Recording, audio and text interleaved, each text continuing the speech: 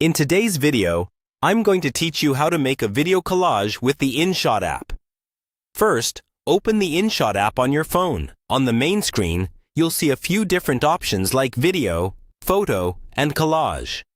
For this tutorial, tap on the option that is specifically labeled collage. This is where you can combine multiple clips or photos into one layout. Once you tap collage, your gallery will open. Here, select the videos and photos you want to include in your collage. Try to pick clips that are similar in orientation, like all vertical or all horizontal, so they look more consistent in the final layout. When you're happy with your selection, tap the check mark or confirm button to move on. Now you'll see your media placed into a basic collage layout. At the bottom or side of the screen, there will be layout templates you can scroll through. Choose a layout that fits the number of clips you picked. For example, if you chose 4 clips, pick a grid that has 4 frames. You can tap different layouts and see the preview update instantly. So take a moment to test a few and decide what looks best. Next, adjust the size and ratio of your collage.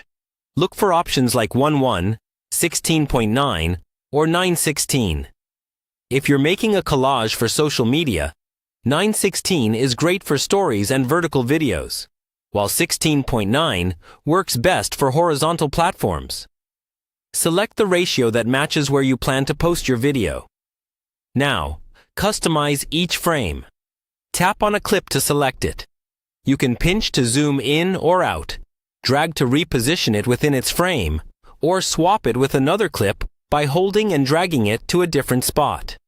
This is useful if you want a specific clip to stand out more by placing it in a larger frame. You can also edit each clip individually.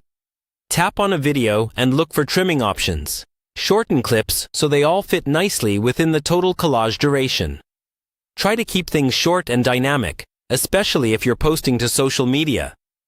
To enhance your collage, add music, text, or stickers using the toolbar. Choose background music that matches the mood of your collage.